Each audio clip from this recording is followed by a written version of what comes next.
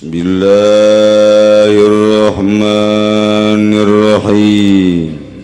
Al-Quran ngajelaskeun fankihu ma thaba lakum minan nisa, sunah bagi urang selaku umat Kangjeng Nabi ngalaksanakeun nikah kalayan sunah. Sunah sote asalna, tetapi eta hukum ternyata bisa robah-robah dengan situasi. Aslina sunah, tapi lamun aya lalaki ieu na kieu bae.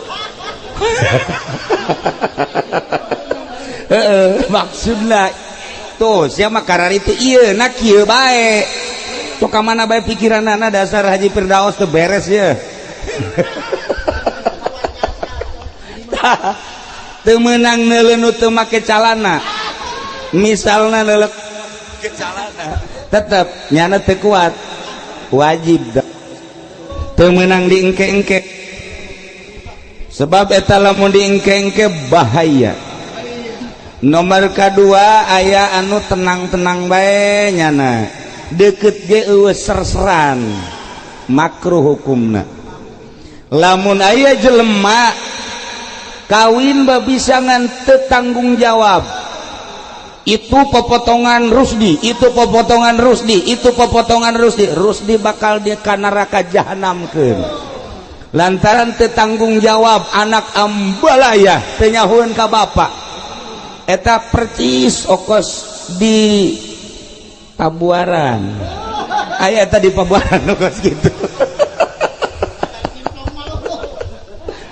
Ngan kulama nyaritakeun ge sakieu, eta ayat lamun diteruskeun fankihu ma thaba lakum minan nisa masna wa sulasa wa ruba. Jadi urang dititah ulah hiji bae, 2, 3 sampai ka 4. Lain masalah menang deuk nanya. Maksudna deuk nanya aya anu rencana deuk 4 tapi teu jadi-jadi.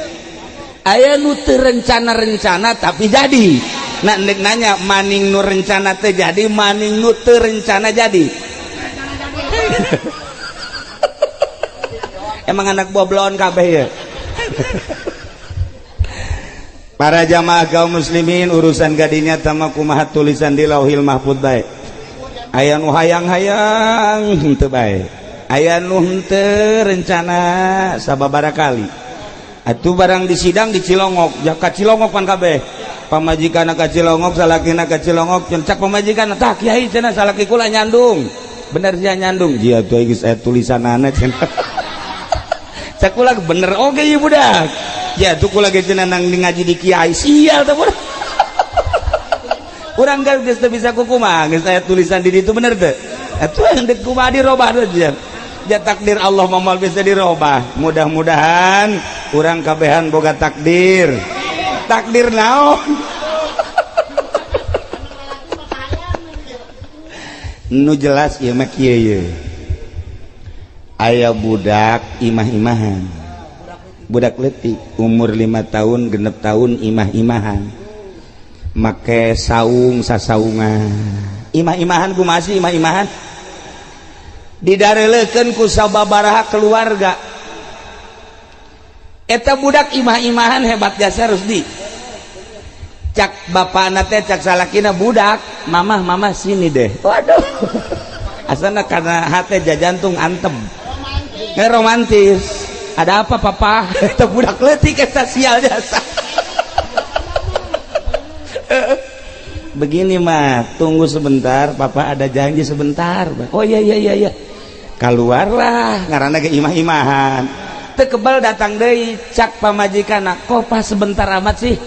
Cak salakina cak budak teh, mah walaupun di mana papa inget terus sama mama. Oh iya. Masya Allah. Terima kasih deh gitu kan.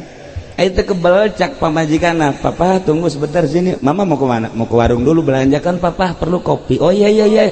Gegeran keluar, tekebel datang, kok sebentar amat mah, ingat saja sama papa.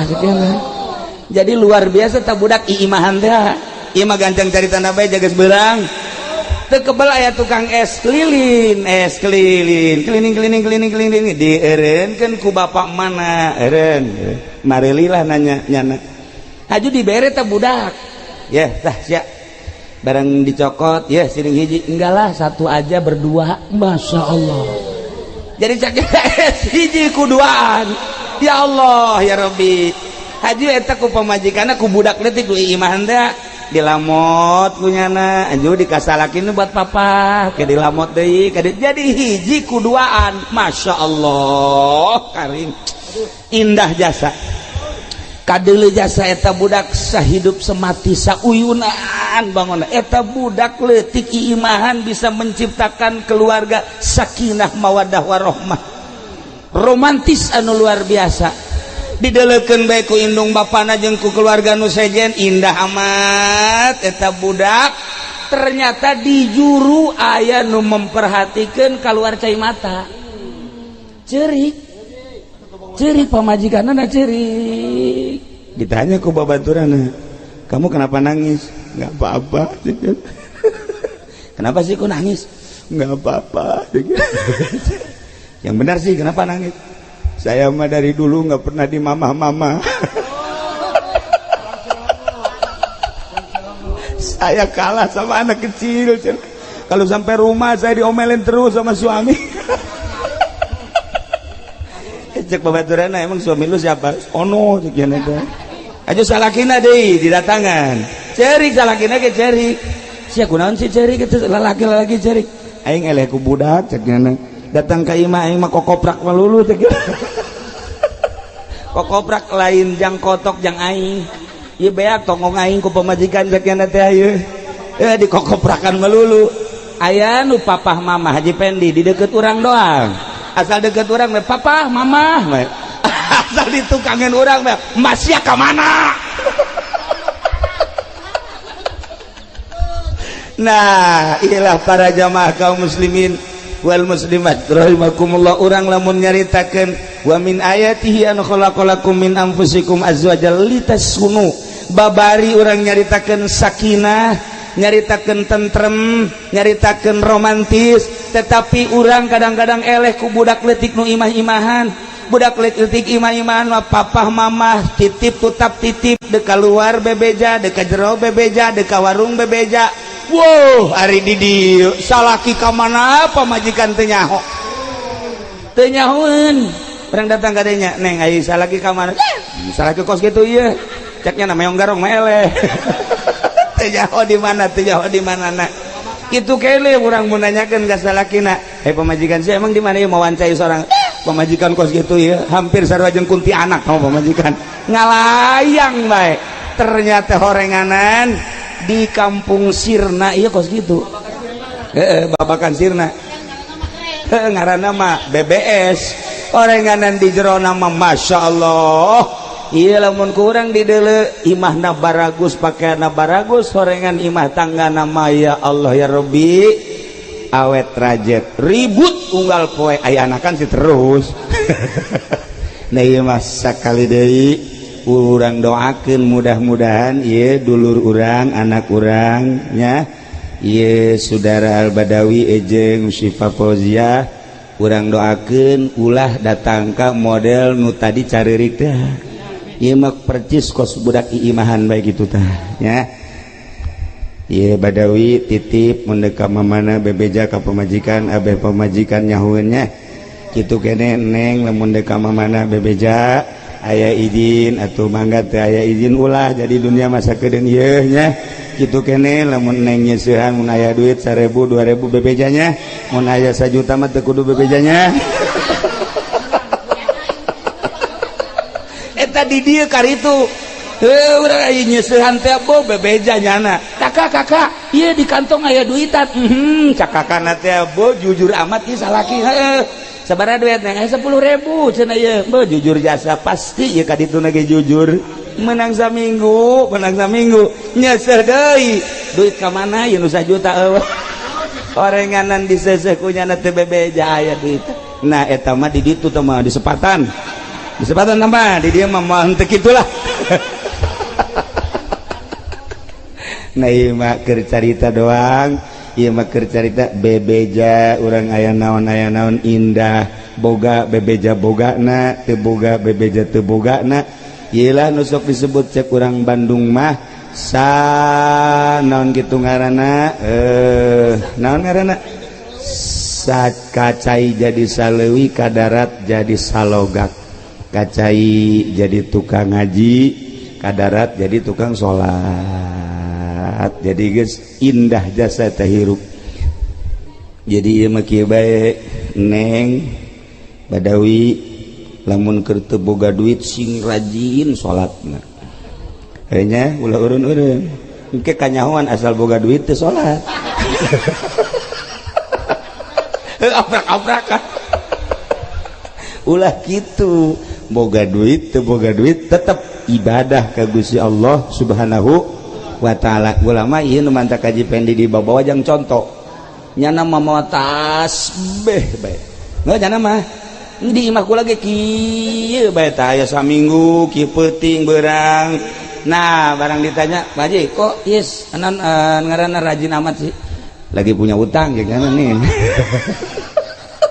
rajin jasa lamun geus kabayar bae tilok maca sholawat tilok yang nama sholat ge hampir-hampir tak ulah kos gitu boga hutang teu boga hutang boga masalah teu boga masalah urusan dunia urusan urang ta'alluq ka Gusti Allah mah teu bisa diungkak engke tetep bae kudu dilaksanakeun. Urang doakeun mudah-mudahan kedua mempelai panjang umurna diberkahkeun hirupna dilobakeun rezekina jang ibadah ka Gusti Allah tur dibere keturunan nu saleh nu salihah.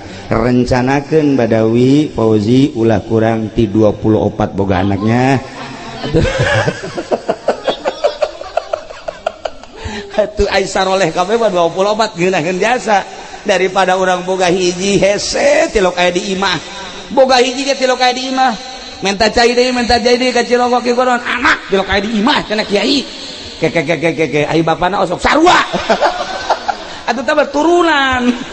Nah ieu mah sing hade ya tetep urang di imah wayah usaha balatan sanasibaka minad dunya tetep urang boga bagian dunia teangan dunia jang ngeusian kahirupan urang jang ibadah ka Gusti Allah Subhanahu wa ta'ala. Itulah para jamaah kaum muslimin wal muslimat rahimakumullah, ciptakeun keluarga sakinah, ciptakeun keluarga mawaddah warahmah, ciptakeun keluarga anu harmonis. Kembali deui ka diri urang ngaharmoniskeun rumah tangga aya di diri urang, ngabentrokeun rumah tangga aya di diri urang, endeu kumaha ge aya di diri urang. Batu cincin ge teu mahal hargana digosokan herang. Pamajikan ge digosokan luis atuh ieu mah ditoel tilok, di paraban tilok atuh jibrud. Aya nu ribut bae ku ari pamajikan jeung salaki. Kunaon emang ribut bae bi? Ai batu digosokkan bae cenah kula tilok ditoel-toel. Jadi berarti elek ku batunya. Nah, tadi ge keur ribut di dieu. Haji Rumdani jeung Haji Mu batunya mah. Cak Haji Rumdani leungit batuna datang deui cek nya. Atuh emang lainnya apa kabehan ieu musim batu ieu masalah tetapi urang batu naon hartina batu ulah diasupkeun ka jero hate meuli batu 2 juta 10 juta ai masjid diantepkeun ieu bakal disiksa ku Gusti Allah. Naon hartina batu sebuah batu lamun kula nyaritakeun di kitab muslim Kangjeng Nabi boga gonimah kemudian menang qoladah teh kalung di dinyana aya emasan, di dinyana aya hirzun teh mutiara kemudian dijual ku Kangjeng Nabi digerokeun ka dieu la tubang ulah dijual eta qoladah kaluarkeun heula emasna kaluarkeun heula mutiara jeung emas lain seperti nu biasa mun deuk dijual kudu zahaban bi zahabin. Ieu mutiara cek Kangjeng Nabi lain sambarangan. Naon hartina sagede urang make mutiara lamun bangunan syiar agama Allah ieu eleh ku kagedean mutiara. Jadikeun mutiara mah ditungtung cek Kangjeng Nabi syiar agama Allah lah anu kudu diagungkeun nu kudu diluhurkeun. Kitulah cek Kangjeng Nabi sehingga Kangjeng Nabi ngagrokeun la tubau ulah waka dijual heulanan korek heula cokel heula dicokel ngan ulah kadelan kurus di nyokelna disumputkeun hujan. Nah gitulah para jamaah kaum muslimin, batu mah batu bae sebuah batu hanya batunya ulah datang ke jero benak hati eta mah anggaplah hiburan bae. Urang lamun nyaritakeun 2, 10, 100 juta, 1 miliar naon hartina sebuah batu lamun musola, masjid, majlis taklim nu ngaropea. Itulah para jamaah kaum muslimin wal muslimat rahimakumullah, sabada urang ngadoakeun ka kedua mempelai, urang oge berdoa mudah-mudahan urang kabehan dibere sakinah mawaddah warahmah, dibere bisa ibadah ka Gusti Allah, akhir hayat urang kabehan husnul khotimah, bisa maca kalimatun thayyibah la ilaha illallah, di akhirat urang iring-iringan di bawah bendera Kangjeng Nabi menuju surga Allah Subhanahu wa taala. Ala kadar tisim kuring dicekapkeun sakieu hapunten dina samudaya kalepatan sareng kakiranganna, doakeun mun Saepul dina hajatna mudah-mudahan diberi berkah ku Gusti Allah Subhanahu wa taala. Sakitu bae wallahul muwaffiq ila aqwamit thariq. Wassalamualaikum warahmatullahi wabarakatuh.